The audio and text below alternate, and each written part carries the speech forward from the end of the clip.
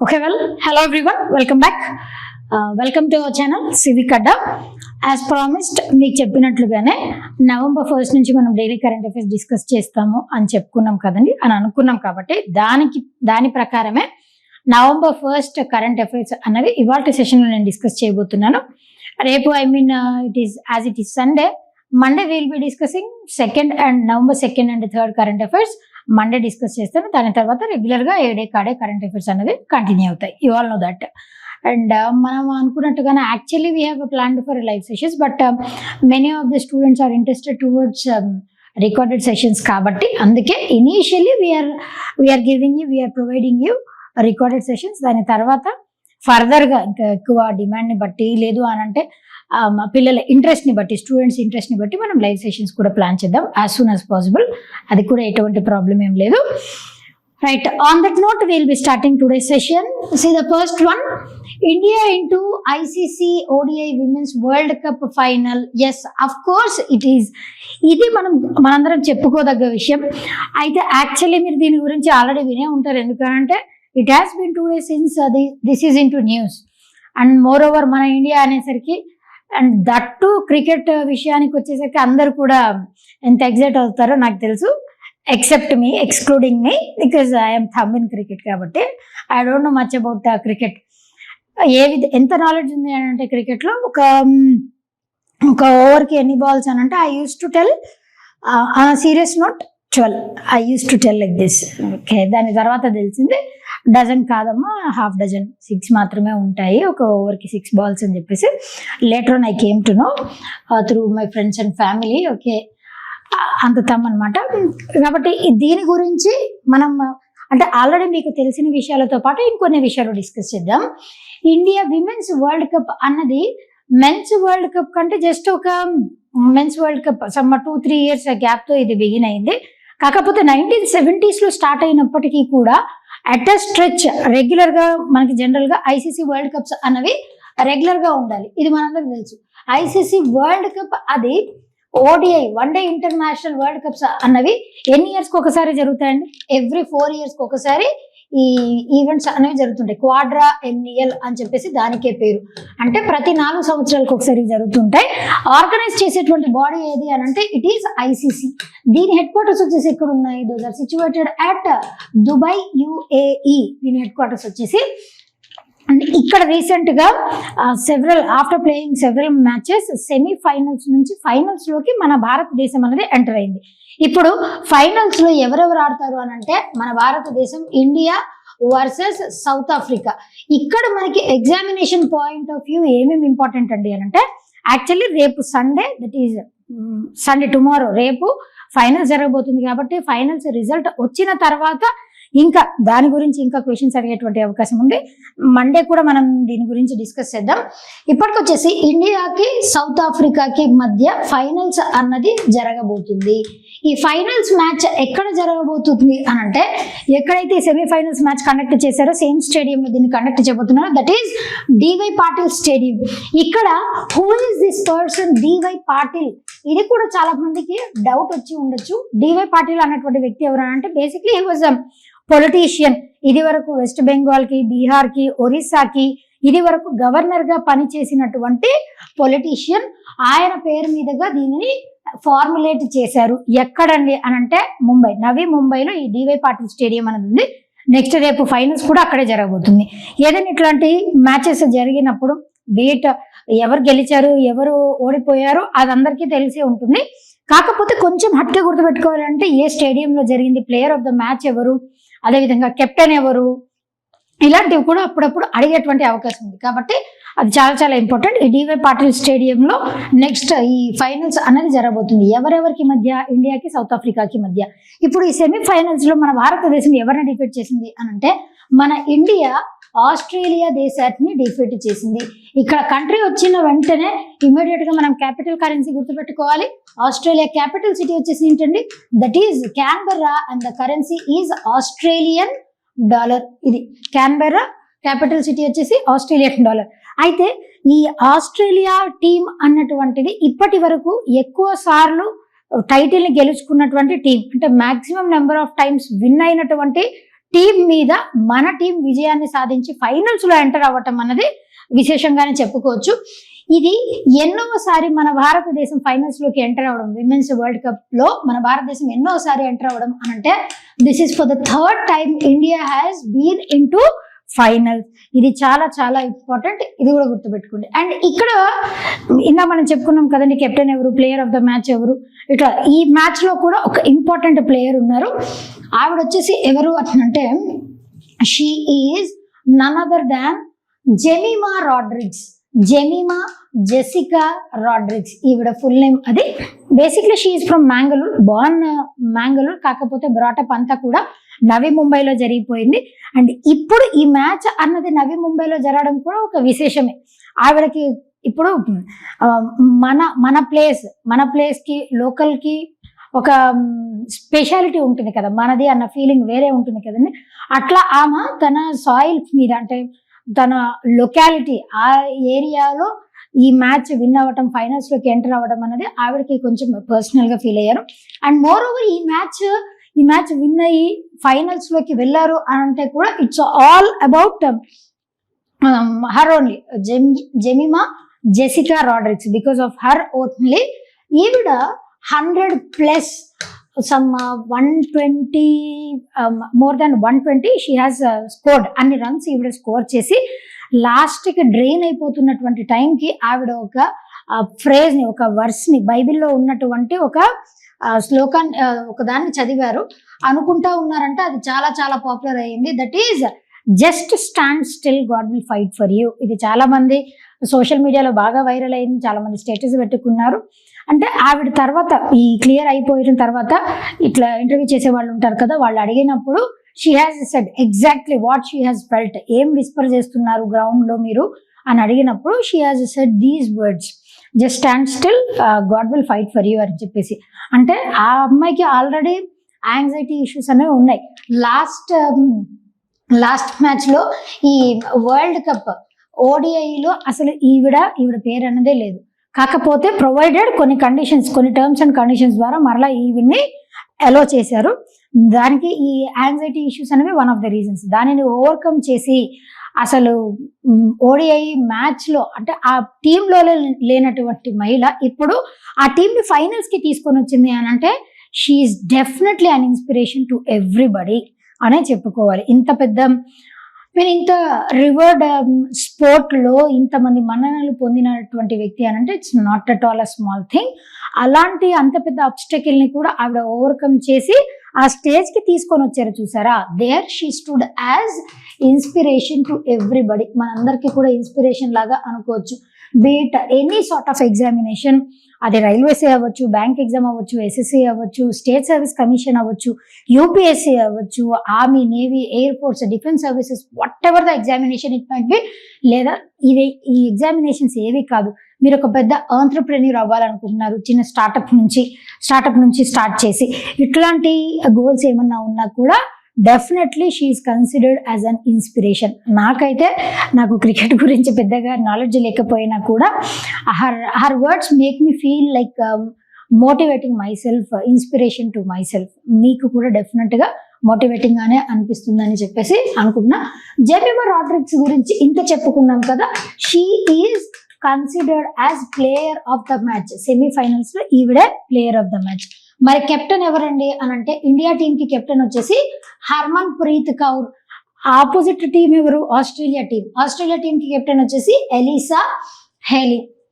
అంటే క్రికెట్ అనగానే మనకి ఇందాక మనం డిస్కస్ చేసుకున్నాం కదండి, ఐసీసీ హెడ్ క్వార్టర్స్ వచ్చేసి ఎక్కడ ఉన్నాయి? దుబాయ్, యుఏఈ, అది మనం చెప్పుకున్నాం. దానితో పాటు ఐసీసీ చైర్పర్సన్ ఇప్పుడు ఎవరున్నారు?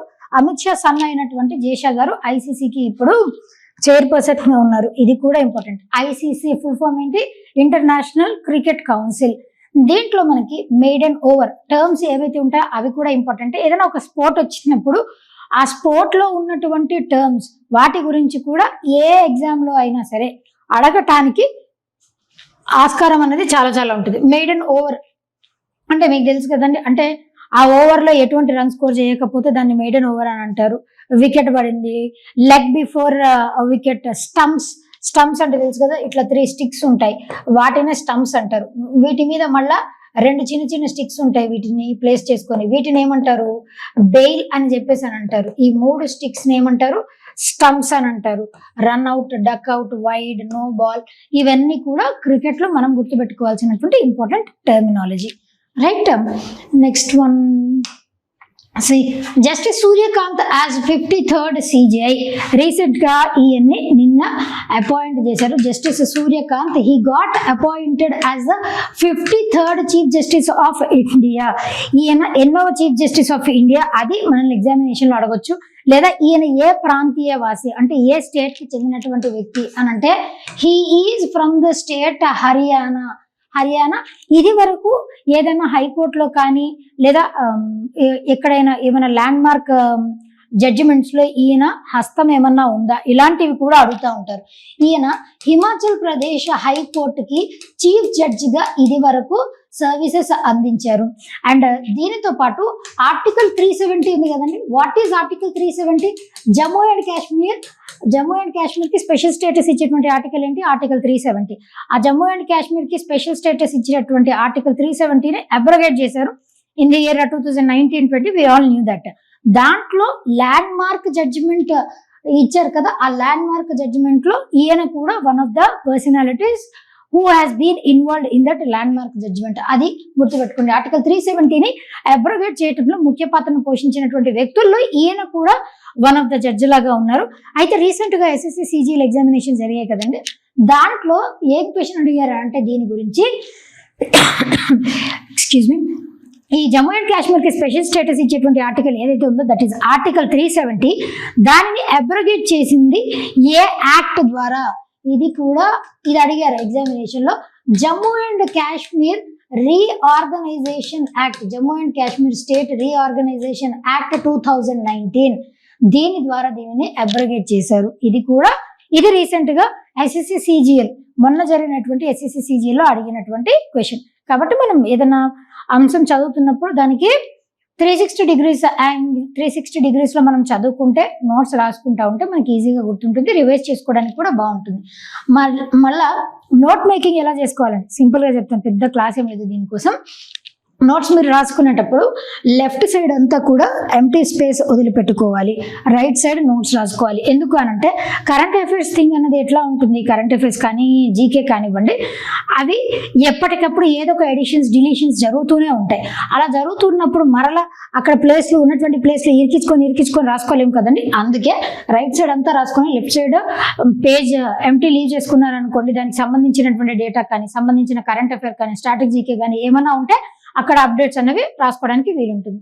నా నోట్స్ ఎప్పుడు కూడా రైట్ సైడ్ రాస్తాను, లెఫ్ట్ సైడ్ ఎంటీ వదిలిపెట్టుకున్నాను. So that it would be easy for me to update anything that has been came into existence. Right, అట్లా నోట్స్ రాసుకోండి, చాలా చాలా యూస్ఫుల్ గా ఉంటుంది మీకు. ఈయన ఎప్పటి నుంచి అపాయింట్ అవ్వబోతున్నారు, ఎప్పటి నుంచి ఛార్జ్ తీసుకోబోతున్నారు, అపాయింట్ చేశారు కాకపోతే ఎప్పటి నుంచి ఛార్జ్ తీసుకోబోతున్నారు అంటే November 24th. ఎందుకు, ఆల్రెడీ ఇప్పుడు జస్టిస్ బిఆర్ గవాయ్ గారు 52nd చీఫ్ జస్టిస్ ఆఫ్ ఇండియాగా పనిచేస్తున్నారు. ఆయన టర్మ్ అన్నది November 23rd కంప్లీట్ అయిపోతుంది. November 23rd ఆయన టర్మ్ కంప్లీట్ అయిపోయిన తర్వాత ఈయన్ని అపాయింట్ చేయనున్నారు. మీకు ఎగ్జామినేషన్ లో క్వశ్చన్ దీని గురించి ఎలా రావచ్చు అని అంటే 53rd ఇప్పుడు ఉన్నటువంటి చీఫ్ జస్టిస్ ఆఫ్ ఇండియా ఈయన ఎన్నో చీఫ్ జస్టిస్ అని అడగొచ్చు, లేదా ఈయన ఎవరిని రీప్లేస్ చేస్తూ అపాయింట్ అయ్యారు అలా క్వశ్చన్ అడగొచ్చు, ఏ స్టేట్ అని అడగొచ్చు, ఏదైనా ఎనీథింగ్ క్యాన్ బి ఆస్క్డ్. ఇప్పుడు బిఆర్ గవాయ్ గారి గురించి కూడా ఒక స్పెషాలిటీ ఉంది. ఏంటండి అది అని అంటే బిఆర్ గవాయ్ గారు he was the second candidate from SC category, scheduled cost కి చెందినటువంటి పర్సనాలిటీస్ లో ఈయన సెకండ్ క్యాండిడేట్, రెండవ SC candidate to get appointed for CGI. ఇది వరకు ఎవరు SC candidate, first SC candidate to get appointed as CGI అని అంటే he was KG Balakrishnan. KG Balakrishnan was the first CGI from SC community to get appointed as Chief Justice of India గా appoint అయినటువంటి మొట్టమొదటి SC candidate KG Balakrishnan. దాని తర్వాత ఈయన అనమాట. దాని తర్వాత జస్టిస్ బిఆర్ గవాయ్ గారు second candidate from SC category to get appointed as chief justice of India. అదే ఇక్కడ ఇచ్చారు చూడండి, జస్టిస్ బిఆర్ గవాయ్ గారిని రీప్లేస్ చేస్తూ ఈయన అపాయింట్ అవ్వనున్నారు. నెక్స్ట్ ఈయన టర్మ్ కూడా ఇంపార్టెంట్, ఎన్ని మంత్స్ లేదా ఎన్ని ఇయర్స్ ఉండబోతుంది అనంటే దట్ ఈస్ 16 months. ఇది గుర్తుపెట్టుకోండి. ఎందుకు అనంటే ఎవరైనా ఒక person chief justice of India సిజేఐగా అపాయింట్ అయితే వాళ్ళ టెన్యూర్ అన్నది ఫిక్స్డ్ టర్మ్ అన్నది ఏమీ ఉండదండి.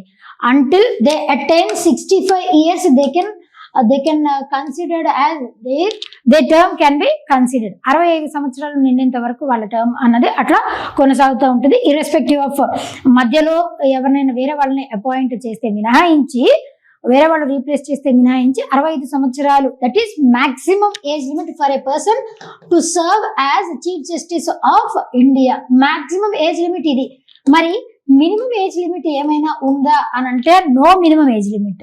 మినిమం ఏజ్ లిమిట్ ఏం లేదండి. చీఫ్ జస్టిస్ ఆఫ్ ఇండియాకి అపాయింట్ అవ్వాలంటే మాక్సిమం ఏజ్ లిమిట్ మాత్రం ఇది. ఇండియన్ సిటిజన్ అయి ఉండాలి ఖచ్చితంగా. ఇంకొన్ని క్రైటీరియా వచ్చినాయి. ఏంటి అనంటే హైకోర్టుకి జడ్జిగా 5 సంవత్సరాలు పనిచేసి ఉండాలి ఎనీ హైకోర్టు, లేదా హైకోర్టులో అడ్వకేట్ గా 10 సంవత్సరాలైనా వర్క్ చేసి ఉండాలి. This is considered as experience. హైకోర్టులో అడ్వకేట్ గా అయితే 10 ఏళ్ళు, లేదా జడ్జిగా అయితే 5 సంవత్సరాలు పనిచేసి ఉండాలి.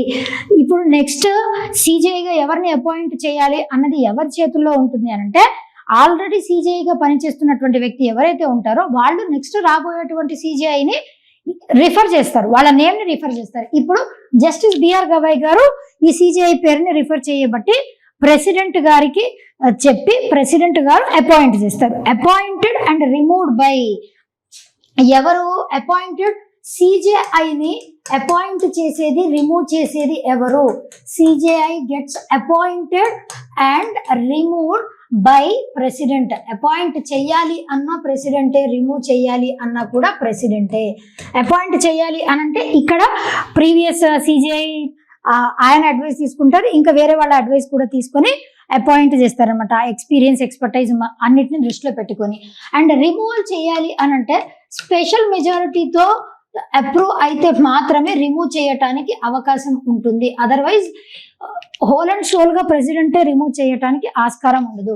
As per which article CJI gets appointed అంటే ఆర్టికల్ 124 clause 2. దీని ప్రకారం ప్రెసిడెంట్ సిజేఐని అపాయింట్ చేస్తారు. ఆర్టికల్ 124. అండ్ దేని ప్రకారం రిమూవ్ చేస్తారండి అనంటే రిమూవ్డ్ బై ఆర్టికల్ 124 clause 4 ప్రకారం రిమూవల్ ప్రొవైడెడ్ స్పెషల్ మెజారిటీతో రిమూవ్ చేస్తూ ఉంటారు. ఇది కూడా ఇంపార్టెంట్. ఇంకా points ఏమున్నాయనంటే he earned the distinction of being appointed as the youngest advocate general of Haryana. Advocate general వేరు. ఇప్పుడు స్టేట్ లెవెల్లో అయితే అడ్వకేట్ జనరల్ ఉంటారు, అదే సెంట్రల్ లెవెల్లో అయితే ఎవరు ఉంటారు? అటార్నీ జనరల్ అని చెప్పేసి చెప్తాం. అడ్వకేట్ జనరల్ గా అడ్వకేట్ జనరల్ గా కూడా స్టేట్ లెవెల్లో youngest advocate general, Haryana state కి యంగెస్ట్ అడ్వకేట్ జనరల్ గా అపాయింట్ అయినటువంటి ఘనత, ఆ స్పెషాలిటీ ఈయనకుంది. ఇది వరకు హిమాచల్ ప్రదేశ్ హైకోర్టుకి సిజే చీఫ్ జస్టిస్ గా పనిచేశారు. ఆర్టికల్ 124 ప్రకారం అపాయింట్ చేస్తారు. 124 clause 2 ప్రకారం, ఆర్టికల్ 124 clause 4 ప్రకారం రిమూవ్ చేస్తారు. మాక్సిమం ఏజ్ లిమిట్ వచ్చేసి 65 years. Who is the first CJI? భారతదేశానికి మొట్టమొదటి చీఫ్ జస్టిస్ గా పనిచేసినటువంటి వ్యక్తి ఎవరు అనంటే HJ కనియా, Hiralal HJ కనియా. He was the person. And Supreme Court was established under as per which act? ఈ క్వశ్చన్ కూడా చాలా సార్లు మనకి ఎస్ఎస్సిలో, రైల్వేస్ లో ఈ క్వశ్చన్ అడిగారండి. Supreme court was established as per regulating act 1773. క్యాల్కటాలో దీనిని ఎస్టాబ్లిష్ చేశారు. ఇప్పుడు సుప్రీం కోర్ట్ ఎక్కడ ఉందండి? సుప్రీం కోర్ట్ అన్నది now it is at new Delhi. దీనికి ఇంకొక పేరేంటి? సుప్రీం కోర్టుకే ఎపెక్స్ కోర్ట్ అని చెప్పేసి కూడా దీనికే పేరు. సుప్రీం అంటే సుప్రీం అన్న, జెనిత్ అన్న, ఎపెక్స్ అన్న, ఆల్ ఆర్ ద ఇవన్నీ కూడా other words, similar words for supreme అనమాట. రెగ్యులేటింగ్ యాక్ట్ 1773 ప్రకారం క్యాల్కటాలో దీన్ని ఎస్టాబ్లిష్ చేశారు. అంటే బ్రిటిష్ టైం పీరియడ్ లో దీన్ని ఎస్టాబ్లిష్ చేశారు కదండి. ఇప్పుడు బెంగాల్, బీహార్, ఒడిషా ఈ ప్రాంతాల వరకు ఇది ఒక కోర్ట్, అంటే ఆ ప్రాంతాల్లో ఏ కేసులు అయితే ఉంటాయో ఆ కేసెస్ వరకు డీల్ చేయడానికి దీన్ని ఎస్టాబ్లిష్ చేశారు. అప్పుడు మొట్టమొదటి చీఫ్ జస్టిస్ గా ఎవరిని అపాయింట్ చేశారు? Sir Eliza ఇంపే. He was appointed as the first chief justice. ఎప్పుడు? రెగ్యులేటింగ్ యాక్ట్ 1773 ద్వారా సుప్రీంకోర్టుని క్యాల్కట్టాలో ఎస్టాబ్లిష్ చేసిన టైం పీరియడ్ లో, మన భారతదేశానికి స్వాతంత్రం వచ్చి తర్వాత సుప్రీంకోర్టుని ఎస్టాబ్లిష్ చేసి సుప్రీంకోర్టు మరలా న్యూఢిల్లీలో దానికంటూ స్పెషల్ స్టేటస్ ఇచ్చి అపాయింట్ చేసినప్పుడు మొట్టమొదటి సీజే ఎవరు అని అంటే హీ వాజ్ హెచ్జే కనియా. ఇవన్నీ important facts, right. Next one, BIRC, Bharat international rice conference 2025. దీనిని ఎక్కడ కండక్ట్ చేశారు, ఎవరు ఆర్గనైజ్ చేశారు, ఎన్ని డేస్ జరిగింది, దీని మోటో ఏంటి, ఇంతవరకు గుర్తుపెట్టుకుంటే చాలండి. BIRC ఫుల్ ఫామ్ ఏంటి చెప్పుకున్నాం కదా, భారత్ ఇంటర్నేషనల్ రైస్ కాన్ఫరెన్స్. ఇది ఎక్కడ జరిగింది? భారత్ మండపం, ప్రగతి మైదాన్, న్యూఢిల్లీలో దీనిని కండక్ట్ చేశారు. ఎన్ని డేస్ దీనిని కండక్ట్ చేశారు అని అంటే 2 days దీన్ని కండక్ట్ చేశారు. అది కూడా October 30 and October 31st, 2 days దీనిని న్యూఢిల్లీలో కండక్ట్ చేశారు. ఆర్గనైజ్ చేసినటువంటి సంస్థలు ఎన్ని అని అంటే 2 bodies దీన్ని ఆర్గనైజ్ చేశాయి. ఒకటి IREF. IREF stands for what? Indian rice exporters federation.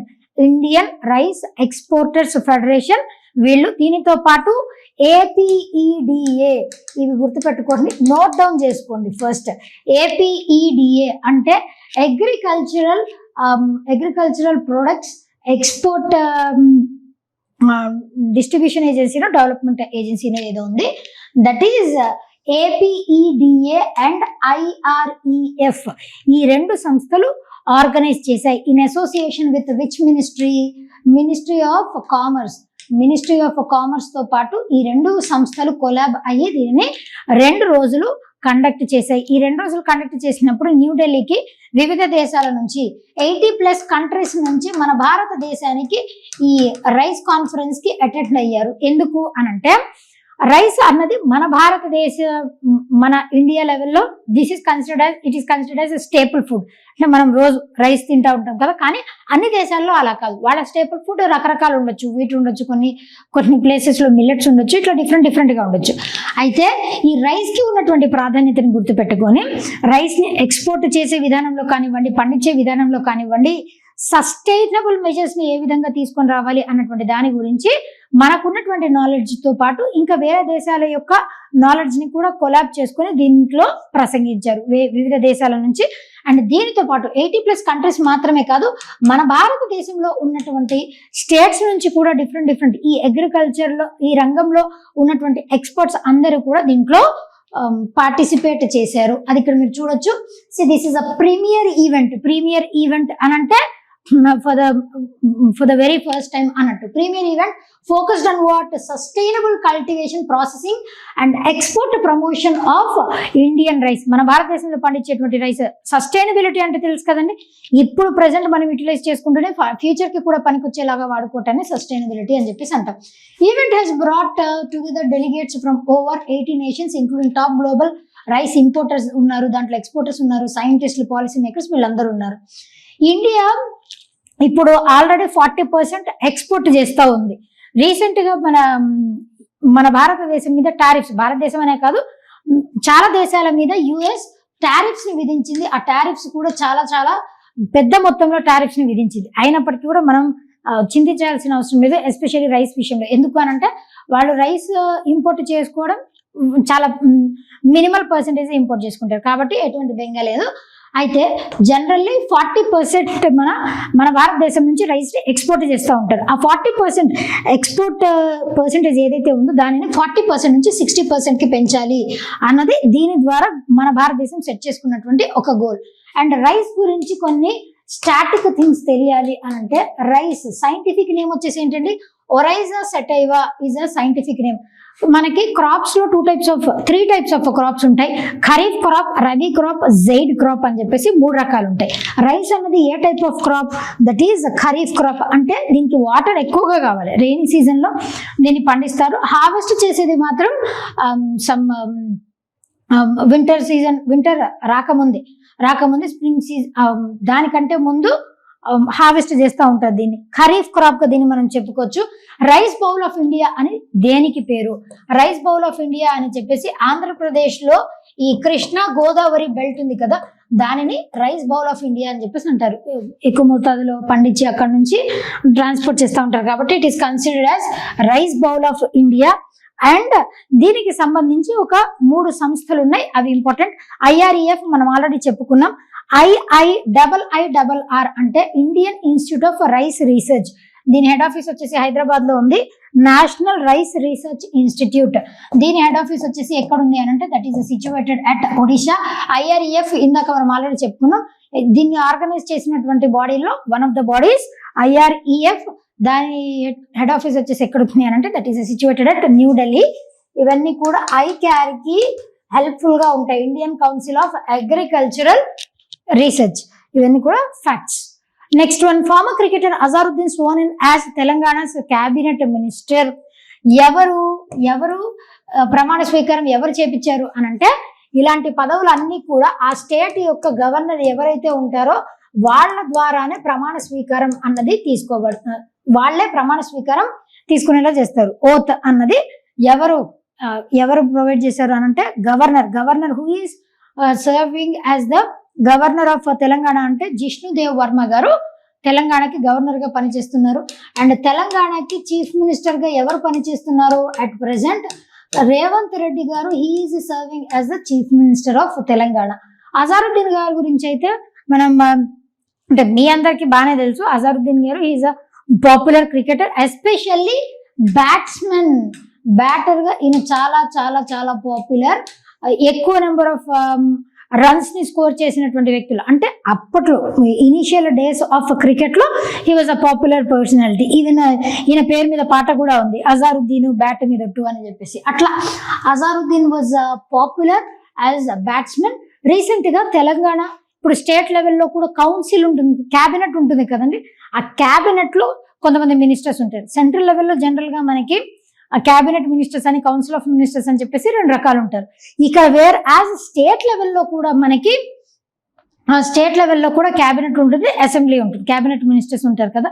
అట్లా తెలంగాణలో క్యాబినెట్ మినిస్టర్స్ ఎంతమంది ఉండొచ్చండి అని అంటే 18 మెంబర్స్ వరకు, up to 18 members they can appoint as cabinet ministers. Maximum strength ఇంతే. జనరల్లీ ఇప్పుడు మనకి లోక్సభ రాజ్యసభ తీసుకున్నాం అనుకోండి, లోక్సభ స్ట్రెంగ్త్ వచ్చేసి ఎంతండి? మాక్సిమం స్ట్రెంగ్త్ ఒకప్పుడు 552 ఉండేది. ఇప్పుడు ఆ 2 ఆంగ్లో ఇండియన్స్ పదవి లేదు కాబట్టి మాక్సిమం స్ట్రెంగ్త్ వచ్చేసి 550. ఈ 550 మెంబర్స్ ఇప్పుడు ఏం లేరు, సో అరౌండ్ 545 అట్లా అవుతున్నారు అపాయింట్ అయినటువంటి పర్సన్స్. 550కి మించి అపాయింట్ అవ్వకూడదు లోక్సభకి. రాజ్యసభకి వచ్చేసి 250 మెంబర్స్. దీంట్లో కూడా మరలా 238 మెంబర్స్ వచ్చేసి ఫ్రమ్ స్టేట్స్ అండ్ యూటీస్ నుంచి 238 మంది. మిగతా 12 మందిని ఎవరు అపాయింట్ చేస్తారు? ప్రెసిడెంట్ వివిధ స్ట్రీమ్స్ కి చెందినటువంటి వాళ్ళని, స్పోర్ట్స్ నుంచి ఫిలాంథ్రోపిస్టుని, ఇట్లా రకరకాల ఎరేనాకి చెందినటువంటి వాళ్ళని 12 పర్సనాలిటీస్ ని అపాయింట్ చేస్తుంటారు. ఇట్లా రాజ్యసభ, లోక్సభకి ఇంకొక పేరు ఏంటండి? లోవర్ హౌస్ అని లోక్సభకి పేరు. రాజ్యసభకి ఇంకొక పేరేంటి? Upper house. That is that name of Rajya Sabha. I hope నేనేమి అడ్డుగా లేనని అనుకుంటున్నా. ఓకే, ఏమైనా అడ్డుగా ఉంటే please do comment. Like that he get appointed as cabinet minister. ఈయనతో క్యాబినెట్ మినిస్టర్స్ ఎంతమంది అయ్యారు అంటే ఈ was 16th cabinet minister in Telangana. అది కూడా ఇక్కడ ఇచ్చాను చూడండి, 16th cabinet minister of the state. As per assembly strength Telangana ఎంతమంది మినిస్టర్స్ ని అకామిడేట్ చేయొచ్చు అని అంటే 18 మినిస్టర్స్ ని అకామిడేట్ చేయొచ్చు. ఇది వరకు ఈయన హైదరాబాద్ క్రికెట్ అసోసియేషన్ కి కూడా ప్రెసిడెంట్ గా పనిచేశారు. యాక్చువల్లీ ఈయన లాంగ్ రన్ లో కంటిన్యూ చేశారు, కాకపోతే ఆ మధ్యలో ఒక స్కామ్ లో ఇన్వాల్వ్ అయ్యారు అని చెప్పి, మ్యాచ్ ఫిక్సింగ్ లో ఇన్వాల్వ్ అయ్యారు అని చెప్పి ఈయన మీద కేసు పడడం వల్ల అట్లా ఆయన he came out of cricket. దాని తర్వాత క్లియరెన్స్ కూడా వచ్చింది అనుకోండి, అది వేరే విషయం. అండ్ ఇక్కడ లోక్సభలో మాక్సిమం స్ట్రెంత్ 550, రాజ్యసభలో 250. అది ఆల్రెడీ మనం డిస్కస్ చేసుకున్నాం. Right, next one, union minister of health and family welfare sets 3 Guinness world records titles under Swasth Nari Sashakt Parivar Abhiyan. This is a campaign actually. ఈ క్యాంపెయిన్ని ఈ క్యాంపెయిన్ని ఎప్పటి నుంచి ఎప్పటి వరకు కండక్ట్ చేశారు అని అంటే ఆల్మోస్ట్ ఈ క్యాంపెయిన్ చాలా డేసే ఈ క్యాంపెయిన్ని కంటిన్యూ చేశారండి. ఆ క్యాంపెయిన్లో భాగంగా దీనికి 3 గిన్నిస్ వరల్డ్ రికార్డ్స్ అనేవి వచ్చాయి. ఇప్పుడు present union minister of health and family welfare గా ఎవరున్నారు? శ్రీ జేపీ నడ్డా గారు ఉన్నారు. అయితే ఆ 3 ఏ కేటగిరీస్ లో ఈ గిన్నిస్ వరల్డ్ రికార్డ్ వచ్చింది దాని గురించి చూద్దాం. Most people to register for a health care platform in 1 month. ఎక్కువ మంది ఈ హెల్త్ కేర్ ప్లాట్ఫామ్స్ త్రూ ఎక్కువ మంది రిజిస్ట్రేషన్ చేయించుకోవాలి. రిజిస్ట్రేషన్ ఎప్పుడు చేయించుకుంటారు? జనరల్లీ యాంటీనేటల్ చెకప్స్ ఎప్పుడైతే చేయించుకుంటారో ప్రెగ్నెంట్ విమెన్ యాంటీనేటల్ చెకప్స్ ఎప్పుడు చేయించుకుంటారు? ఫస్ట్ ట్రైమిస్టర్ అంటే 3 months తర్వాత. సెకండ్ అండ్ థర్డ్ ట్రైమిస్టర్ చాలా చాలా ఇంపార్టెంట్ వాళ్ళకి. సెకండ్ అండ్ థర్డ్ ట్రైమిస్టర్ లో ఖచ్చితంగా ANC that is antenatal checks అన్నవి చేయాలి. ఆ యాంటీనేటల్ చెక్స్ చేసేటప్పుడు రిజిస్టర్ చేసుకోవడం కానివ్వండి, అట్లా most people to register for a health care platform in 1 month. ఆ కేటగిరీలో ఓవర్ 3.21 crores అంతమంది. ఇంకా most people to sign up for a breast cancer screening online. Just screening అంటే మాకు బ్రెస్ట్ క్యాన్సర్ ఉందా లేదా అని స్క్రీన్ చేసుకునే వాళ్ళు ఎక్కువ. ఆ స్క్రీనింగ్ కోసం అని సైన్ అప్ అయినటువంటి వాళ్ళు అంటే మొట్టమొదటిసారి రిజిస్టర్ చేసుకున్నటువంటి వాళ్ళు ఇంతమంది 9.94 lakh అంటే అంతమంది ఉన్నారట. Most people to sign up for vital signs screening online in 1 week. ఇదంతా ఆన్లైన్ వైటల్ సైన్స్ స్క్రీనింగ్. దీనికోసం కూడా సైన్ అప్ చేసుకున్నటువంటి వాళ్ళు ఎంతమంది? 1.25 lakh. ఈ 3 categories లో ఈ 3 categories లో గిన్నిస్ వరల్డ్ రికార్డ్ అన్నది union minister of health and family welfare for which Abhiyan ఇందాక మనం చెప్పుకున్నటువంటి క్యాంపెయిన్, ఆ క్యాంపెయిన్ కి గాను వచ్చిందనమాట. ఈ స్వస్థ నారీ సశక్త పరివార్ అభియాన్ ఇది పోషణ్ మాస్ లో భాగంగా రీసెంట్ గా మనం ఆనరబుల్ ప్రైమ్ మినిస్టర్ అయినటువంటి నరేంద్ర మోడీ గారు దీనిని ఇంట్రడ్యూస్ చేశారు. పోషణ్ మాస్ అని దేనికి పేరు? ఏ నెలకి పోషణ్ మాస్ అని పేరు? This is also very very important. Poshan mass లేదా న్యూట్రిషన్ మంత్ అని దేన్ని అంటామండి? September is considered as Poshan mass or nutrition month. అంటే ఆ మంత్ లాంగ్ న్యూట్రిషన్ గురించి అవేర్నెస్ ని క్రియేట్ చేస్తూనే ఉంటుంది గవర్నమెంట్. ఇప్పుడు ఇక్కడ ప్రధాన మంత్రి సురక్షిత్ మాతృత్వ అభియాన్ దీంట్లో భాగంగానే ఈ క్యాంపెయిన్ ని కండక్ట్ చేశారు. ఎస్పెషల్లీ మహిళలు బెనిఫిట్ అవ్వాలి అన్న ఉద్దేశంతో ఆ క్యాంపెయిన్ ని కండక్ట్ చేశారు. ఆ క్యాంపెయిన్ లో భాగంగా ఇంకొక స్కీమ్ గురించి కూడా ఇక్కడ మనం మాట్లాడుకోవాలి. దట్ ఈస్ ప్రధాన మంత్రి సురక్షిత్ మాతృత్వ అభియాన్. మాతృత్వ అభియాన్ అంటే తల్లి కాబోయేటువంటి వాళ్ళ గురించి మన గవర్నమెంట్ ఆఫ్ ఇండియా ఒక ఇనిషియేటివ్ తీసుకొని వచ్చింది. ఏ ఇయర్ లో ఈ స్కీమ్ ని లాంచ్ చేసింది అని అంటే it was launched in the year 2016 in the month June. Ministry important, గుర్తుపెట్టుకోవాలి. స్కీమ్ గురించి వచ్చినప్పుడు ministry of health and family welfare. దాని ఆబ్జెక్టివ్ ఇంపార్టెంట్. ఆబ్జెక్టివ్ లేదా ఎయిమ్ ఎందుకు? Maternal mortality, neonatal mortality.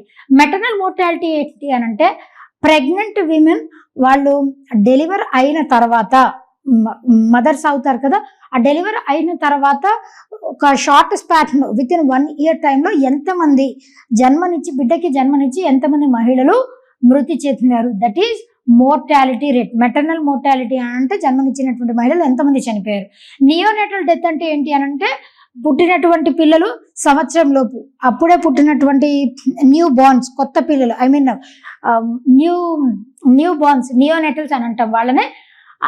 ఆ పిల్లలు విత్ ఇన్ 1 year స్పాన్ లో ఎంతమంది చనిపోయారు అనేది నియోనేటల్ మోర్టాలిటీ. మోర్టాలిటీ అంటే చావు సంఖ్య. ఈ మెటర్నల్ మోర్టాలిటీని, చిన్నపిల్లల చావుని, వీటిని తగ్గించడం కోసం అని చెప్పేసి ఆ కాన్సెప్ట్ దీన్ని ఇంట్రడ్యూస్ చేశారు. దానికి ఏం చేస్తుందండి గవర్నమెంట్ అని అంటే సెకండ్ ట్రైమిస్టర్, థర్డ్ ట్రైమిస్టర్ లో ఖచ్చితంగా యాంటీనేటల్ చెకప్స్ ని ప్రొవైడ్ చేస్తుంది గవర్నమెంట్ తరపు నుంచి. అది అంగన్వాడీస్ త్రూ కానివ్వండి, ఏఎన్ఎంస్ త్రూ కానివ్వండి, ఆక్సిలరీ నర్స్ మిడ్వైఫరీ అని అంటాం. పిహెచ్సి లెవెల్లో, పిహెచ్సి అని అంటే primary health care centre village లెవెల్లో ఉంటాయి మనకి.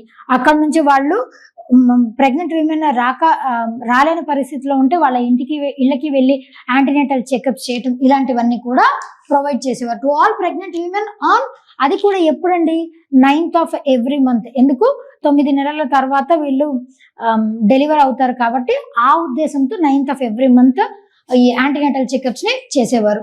ఏఎన్సీ బెనిఫిషరీస్లో ఎక్కువ మంది ఈ స్కీమ్ ద్వారా బెనిఫిట్ అయినటువంటి స్టేట్స్ ఏమేమి ఉన్నాయనంటే Uttar Pradesh first place, second place Madhya Pradesh, third Andhra Pradesh, fourth Gujarat, తర్వాత వెస్ట్ బెంగాల్. ఇవన్నీ కూడా చాలా చాలా ఇంపార్టెంట్. రీసెంట్గా ఈ 2016లో లాంచ్ అయింది. లక్కీగా కోఇన్సిడెంటల్గా ఈ సంవత్సరానికి ఎన్ని ఇయర్స్ కంప్లీట్ అయిపోయాయండి? బై ద ఇయర్ 2025 9 ఇయర్స్ అన్నవి ఈ స్కీమ్ కి కంప్లీట్ అయిపోయింది. ఇది కూడా ఇంపార్టెంట్, గుర్తుపెట్టుకోండి. Right, next one. Australia skipper Mitchell Marsh crossed 2000 T20 international runs, becoming 4th Australian. ఇందాకే మనం చెప్పుకున్నాం, ఆస్ట్రేలియా కంట్రీ వచ్చిన వెంటనే క్యాపిటల్ కరెన్సీ గుర్తుపెట్టుకోవాలి. క్యాపిటల్ సిటీ వచ్చేసి that is Canberra and the currency is Australian dollar. ఈయన ఆస్ట్రేలియన్ క్రికెటర్స్ లో he has become the 4th cricketer to clear this T20 international run. 2000 T20 international runs ని cross అయినటువంటి persons లో he has become the 4th Australian. కాకపోతే ఎంత fastest run scorer లో 3rd place లో నిలిచారు ఆయన. ఫాలోయింగ్ ఇది వరకు ఎవరెవరు ఈ T20 T20 ఇంటర్నేషనల్ ని క్లియర్ చేశారు అనంటే it is David Warner, Aaron Finch, అదేవిధంగా గ్లెన్ మ్యాక్స్వెల్ రీసెంట్ గా రిటైర్మెంట్ ని కూడా అనౌన్స్ చేశారు. అది కూడా మనందరికి తెలిసిందే. వీళ్ళ ముగ్గురు ఆల్రెడీ ఇది వరకు Australian cricketers, 3 Australian cricketers who has cleared 2000 T20 international runs. వీళ్ళ ముగ్గురు. మీకు ఎగ్జామినేషన్ లో ఆ 4th పర్సన్ ఇచ్చేసి హూ ఆర్ అదర్ పర్సనాలిటీస్ అని అడగొచ్చు, లేదా who is first, second, third అలా ఇవ్వచ్చు. లేదా అంటే ఈ 4 పర్సనాలిటీస్ లో ఎవరు కాని వాళ్ళు, ఎవరు 2000 T20 ఇంటర్నేషనల్స్ ని క్లియర్ చేయటువంటి వాళ్ళు ఎవరున్నారు, ఆస్ట్రేలియన్ క్రికెటర్ అట్లా ఇవ్వచ్చు. ఈయన ఏ కంట్రీ క్రికెటర్ అని ఇవ్వచ్చు. ఇలా రకరకాలు ఉన్నాయన్నమాట. ఈ రీచ్ ద మార్క్ కింద ఈ మార్క్ ని ఎప్పుడు అచీవ్ చేశారు అనంటే second T20 international match recent గా ఇండియాకి అగైనెస్ట్ గా ఆడినటువంటి మ్యాచ్ లో ఈయన ఈ ల్యాండ్ మార్క్ ని అచీవ్ అయ్యారు. He is now the 3rd fastest Australian, 3వ fastest Australian to cross 2000 run mark in the shortest format. ఈ షార్టెస్ట్ ఫార్మాట్ లో తక్కువ టైంలో third fastest Australian to score this one, 3rd fastest Australian in shortest format lo. Clear? Right. Next one.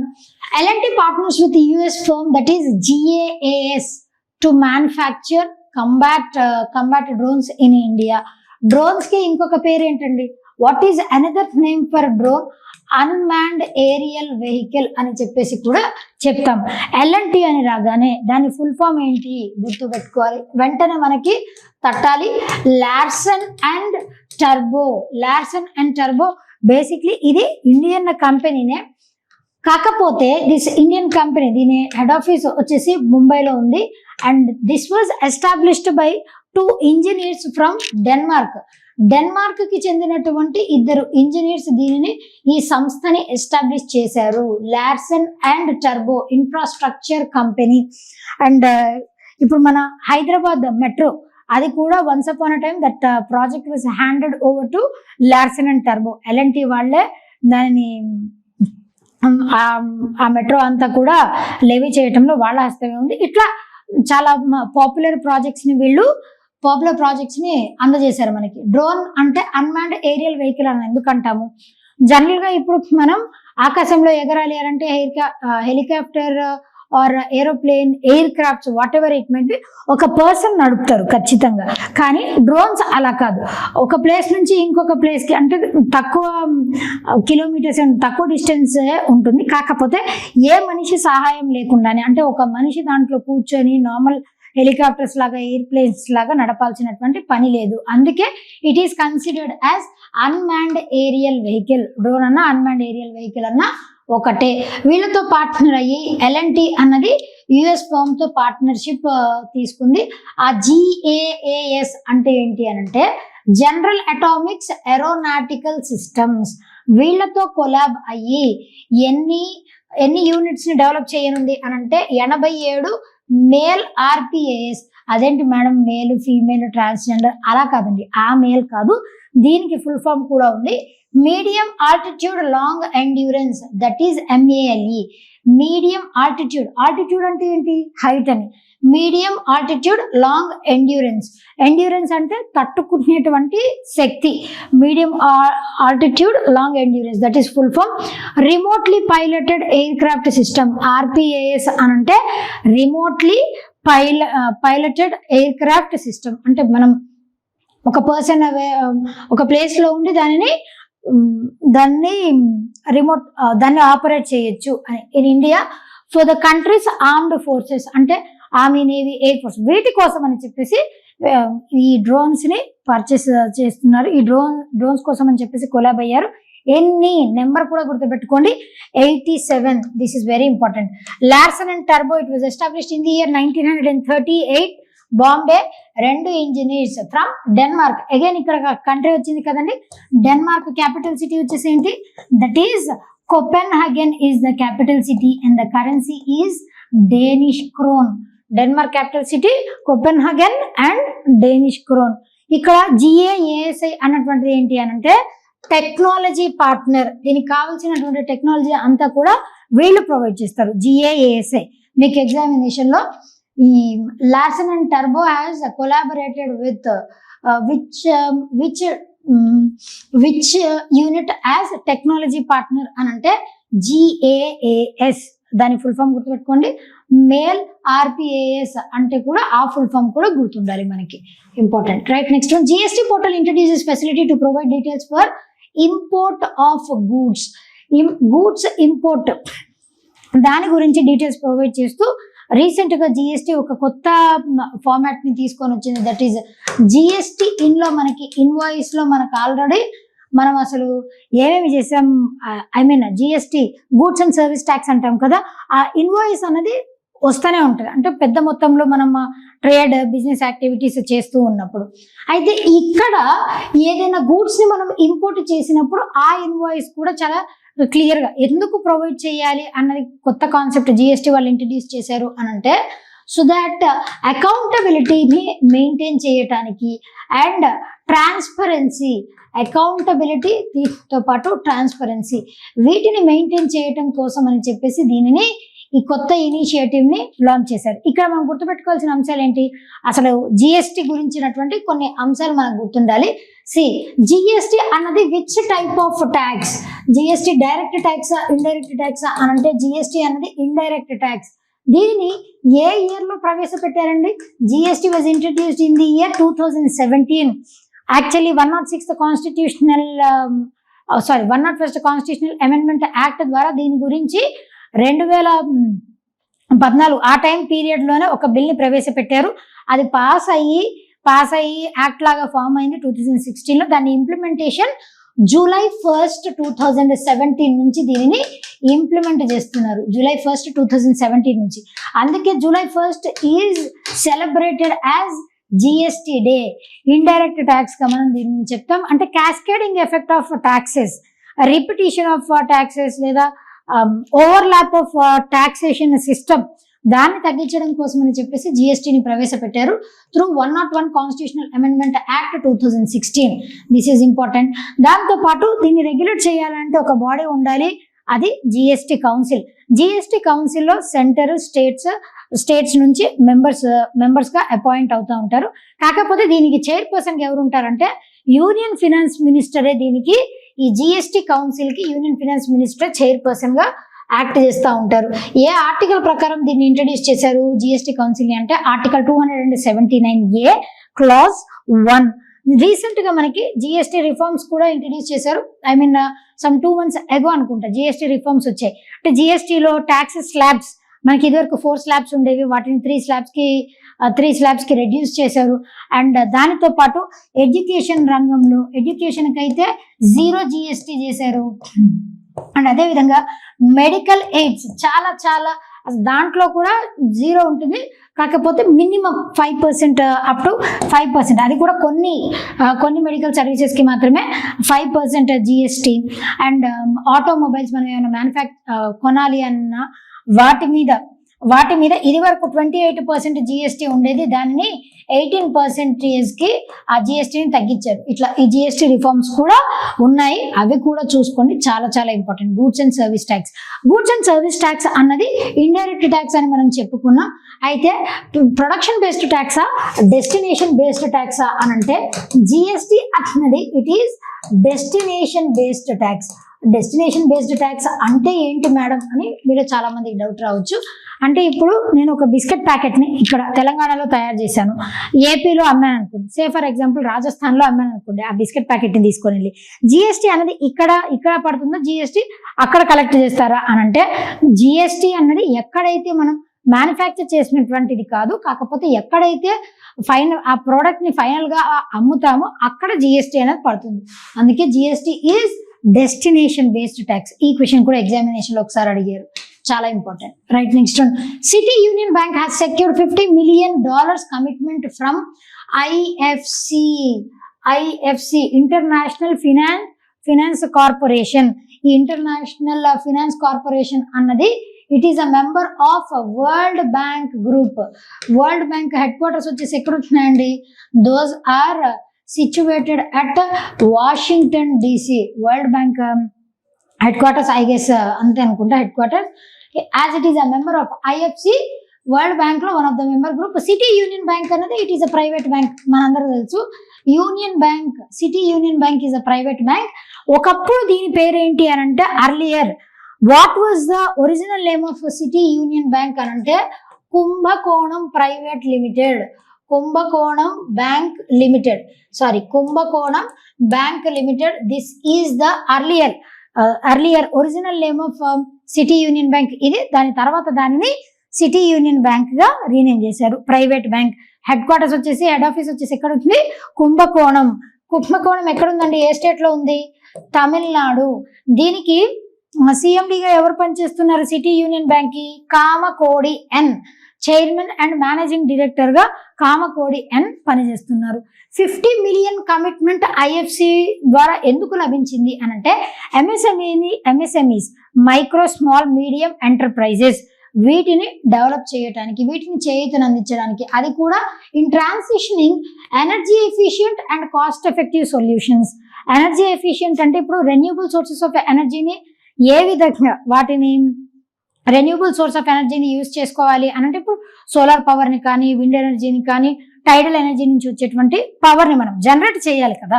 Generate చేయాలంటే అంత easy కాదు, కాబట్టి దానికి కావాల్సినటువంటి ఫండ్స్ని ఎంఎస్ఎంఈస్కి అలొకేట్ చేసి కాస్ట్ ఎఫెక్టివ్ సొల్యూషన్స్ తీసుకొని రావడం కోసం అని చెప్పేసి ఈ $50 million కమిట్మెంట్ని ఐఎఫ్సి ఇచ్చింది. ఇక్కడ ఇంపార్టెంట్ ఫ్యాక్ట్స్ ఏంటి? ఎన్ని $1 million ఐఎఫ్సి దేనికి, ఏ బ్యాంక్కి గ్రాంట్ చేసింది, ఇవి important. CMD, World Bank headquarters ఎక్కడ ఉన్నాయి, ఇవన్నీ కూడా ముఖ్యం. Right, next one. CMS-03 heaviest communication satellite by ISRO. Indian Space Research Organisation వాళ్ళు లాంచ్ చేసినటువంటి heaviest communication satellite, that is communication satellite CMS-3. దీనిని November 2nd లాంచ్ చేయనున్నారు. అంటే tomorrow it is going to be launched from launch vehicle LVM-3. Launch vehicle పేరు ఏంటండి అని అంటే LVM-3 Mark 3 అని అంటాం కదా, దట్ ఈజ్ LVM-3 ద్వారా దీనిని లాంచ్ చేయనున్నారు. ఈ LVM-3 అన్నది it served as a launch vehicle for Chandrayaan-3 also. Chandrayaan-3 అన్నది మూన్ యొక్క సౌత్ పోల్ మీద సాఫ్ట్ ల్యాండింగ్ చేయటంలో హెల్ప్ అయింది. అండ్ మన India has become the first country to achieve that feet, Chandrayaan-3. అందుకే ఈ Chandrayaan-3 అచీవ్ అయినటువంటి day that is August 23rd national space డేగా కూడా మన ప్రధానమంత్రి నరేంద్ర మోడీ గారు దీనిని డిక్లేర్ చేశారు. August 23 has been declared as National Space Day. ఇవన్నీ కూడా ఫ్యాక్ట్స్. అయితే దీని విశిష్టత ఏంటో ఇక్కడ మనం చెప్పుకుందాం. ఒకసారి చూడండి. India's LVM-3 launch vehicle Mark 3. ఇది ఈ లాంచ్ వెహికల్ ద్వారా దీనిని లాంచ్ చేయనున్నారు. అది కూడా ఎప్పుడండి? November 2nd, 2025. కమ్యూనికేషన్ శాటిలైట్ ఇది వచ్చేసి మల్టీ బ్యాండ్ కమ్యూనికేషన్ శాటిలైట్. దీని ద్వారా మనకి over a wide oceanic region including Indian land mass oceanic regions లో ఈ కమ్యూనికేషన్ సర్వీసెస్ అందించడానికి multi band of communication satellite, multi band different bands లో ఈ కమ్యూనికేషన్స్ ని ప్రొవైడ్ చేయగలిగేటువంటి శాటిలైట్. దీని వెయిట్ వచ్చేసి ఎంత అనంటే 4400 kgs. అందుకే దీనిని హెవీయెస్ట్ కమ్యూనికేషన్ శాటిలైట్ అని చెప్పేసి చెప్పాం. To be launched to geosynchronous transfer orbit from Indian soil. ఇది వరకు ఈ LVM-3 లాంచ్ వెహికల్ ద్వారా చంద్రయాన్ 3 మిషన్ ని లాంచ్ చేసాం. అలా మన భారతదేశం has become the successful lunar south pole మీద సాఫ్ట్ ల్యాండింగ్ చేసినటువంటి దేశాల్లో ఫస్ట్ కంట్రీగా మన భారతదేశం నిలిచింది. ఇస్రో చైర్పర్సన్ గా ఎవరున్నారు? డాక్టర్ వి నారాయణ గారు. He is serving as a chairperson of ISRO. ISRO గురించి చదువుకోవాలి అని అంటే 15th August it was established on 15th August 1969. దీని హెడ్ క్వార్టర్స్ వచ్చేసి ఎక్కడ ఉన్నాయండి? Indian Space Research Organisation, Bengaluru, Karnataka. ఇస్రోకి మొట్టమొదటి చైర్పర్సన్ గా ఎవరు పనిచేశారు? డాక్టర్ విక్రమ్ సారాభాయ్. డాక్టర్ విక్రమ్ సారాభాయ్ గారికి ఇంకొక పేరేంటి? ఫాదర్ ఆఫ్ స్పేస్ సైన్సెస్ అని విక్రమ్ సారాభాయ్ గారికి పేరు. ఇవి కూడా ముఖ్యమే. Indian Space Research Organisation. Right, next one. Dabang Delhi wins against Puneri Paltan to secure second title in PKL 2025. PKL అంటే ఏంటి? ప్రో కబడ్డీ లీగ్ 2025 లో దబాంగ్ ఢిల్లీ, ఇది ఆ టీం యొక్క పేరు. ఇది రెండవసారి ఈ టైటిల్ ని సొంతం చేసుకుంది. ఎవరి మీద గెలిచింది? పూణే టీం మీద. పూణే టీం మీద విజయాన్ని సాధించింది. ఇట్లా ఈ టైటిల్ ని గెలుచుకోవడం అనేది ఫర్ ద సెకండ్ టైం. ఈ ప్రో కబడ్డీ లీగ్ అనేది ఎవ్రీ ఇయర్ దీన్ని కండక్ట్ చేస్తూ ఉంటారు. Kabaddi federation of India. It is Dabang Delhi's second title having one 8th edition. ఇది వరకు 2021-22వ సంవత్సరం 8th ఎడిషన్ లో గెలుపొందింది. ఇప్పుడు ఇది ఎన్నో ఎడిషన్ అంటే? This is 12th edition. ఇది వరకు ఫస్ట్ టైం ఏ ఎడిషన్ గెలిచింది అని అంటే 8th ఎడిషన్ ఇది గెలుపొందింది. ఈ ఎడిషన్ కూడా గెలవడం వల్ల సెకండ్ టైం విజయం సాధ్యపడింది. ఎంత స్కోర్ చేస్తుంది అని అంటే విత్ స్కోర్ ఆఫ్ 31-28. వాళ్ళు 28 స్కోర్ చేస్తే వీళ్ళు 31 స్కోర్ చేసి గెలిచారు. నీరజ్ నర్వాల్ వీళ్ళల్లో పాపులర్ ఫేమస్ ఎవరు దీనికి కారకమయ్యారు, దోహదపడ్డారంటే Neeraj Narwal and Ajinkya Pawar played starring roles for Delhi. And ఇప్పుడు కబడ్డీ గురించి చదువుకోవాలి మనం.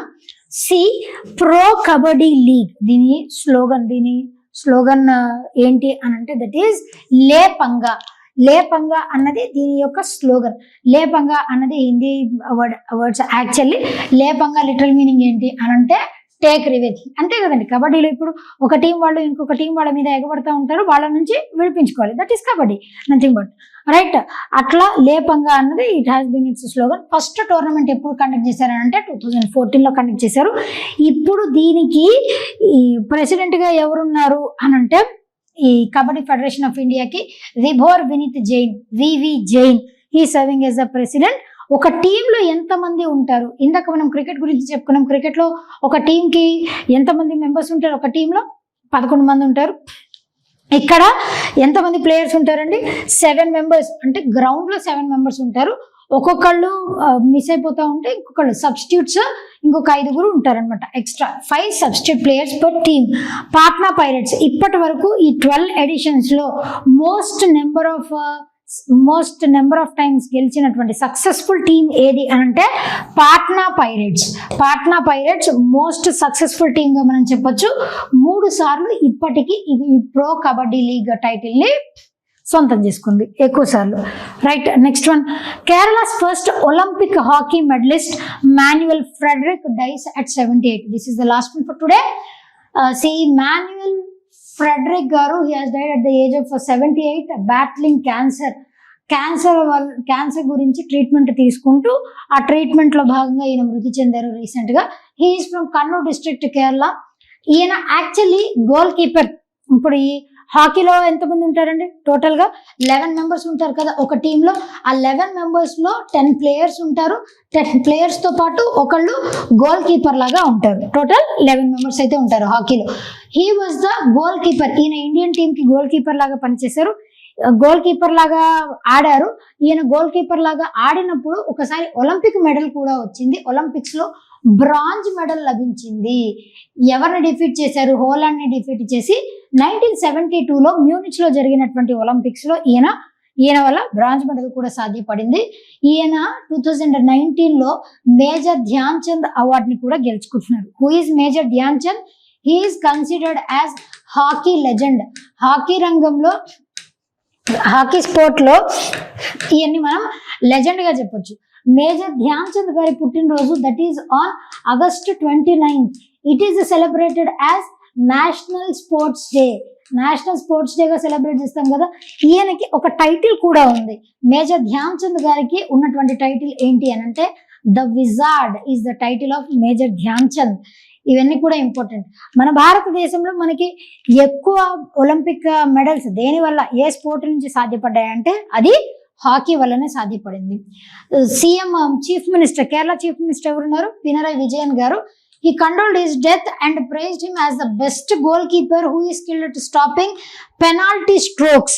పెనాల్టీ స్ట్రోక్స్ ని ఆపటంలో ఒక దిట్టగా ఈయన చెప్పారు. కాబట్టి ఇక్కడ పెనాల్టీ స్ట్రోక్ అంటే ఏంటో చదువుకోవాలి మనం. ఇది కూడా ఇంపార్టెంట్. అంటే పెనాల్టీ స్ట్రోక్ అంటే ఏంటి? ఇప్పుడు అవతల టీం వాళ్ళు ఫౌల్ ఆడితే ఒక ప్లేయర్, అంటే మిగతా హాకీ ప్లేయర్స్ ఎవరు లేకుండా వాళ్ళు గోల్ కొట్టచ్చు. ఆ గోల్ కొట్టినప్పుడు అటు నుంచి క్యాచ్ పట్టాలి.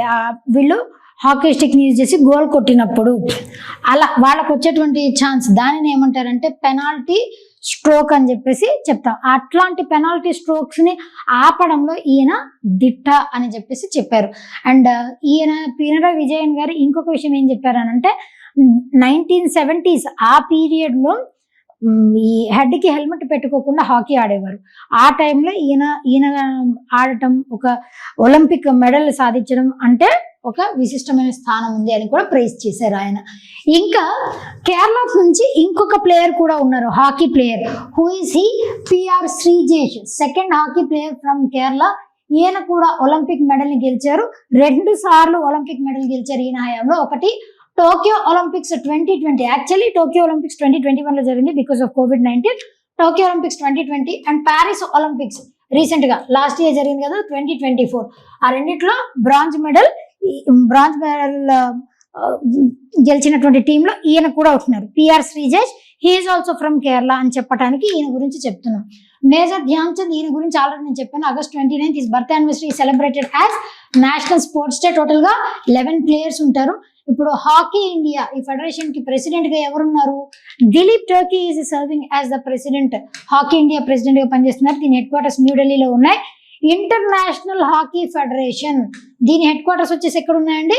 Those are situated at Lausanne, Switzerland. India లెవెల్లో అయితే న్యూఢిల్లీలో ఉన్నాయి. ఇంటర్నేషనల్ లెవెల్లో వచ్చేసి ఎక్కడ ఉన్నాయంటే లసాన్, స్విట్జర్లాండ్. దానికి ప్రెసిడెంట్ గా ఎవరున్నారు అని అంటే ఇప్పుడు right now Tayyab Akram is serving as the president of this one. So this is today's current affairs. And దీంట్లో మీకు ఒక ఇంపార్టెంట్ క్వశ్చన్ వచ్చేసి ఏంటి అని అంటే మన భారతదేశానికి హాకీ రంగంలో మెడల్ లభించింది కదా, అది ఏ మెడల్ అన్నది పక్కన పెడితే మన భారతదేశానికి మొట్టమొదటి medal from hockey A year లో, ఏ ఒలింపిక్స్ లో మనం గెలుచుకున్నాం అది తెలిసినట్లయితే కమెంట్ చేయండి. అదేవిధంగా ఇంకా ఎవరైనా సబ్స్క్రైబ్ చేసుకున్నటువంటి వాళ్ళు ఉంటే do subscribe to our channel, that is Civic Adda. ఇలాంటి అప్డేట్స్ ఇంకా మనం తీసుకొస్తూనే ఉంటాం. డైలీ కరెంట్ అఫైర్స్ కంటిన్యూ అవుతూనే ఉంటుంది. దీనితో పాటు జనరల్ స్టడీస్ కుదిరినప్పుడు ఇంకా వేరే క్లాసెస్, వేరే సెషన్స్ కూడా ప్రొవైడ్ చేయబడతాయి. కాబట్టి do subscribe to our channel, that is Civic Adda.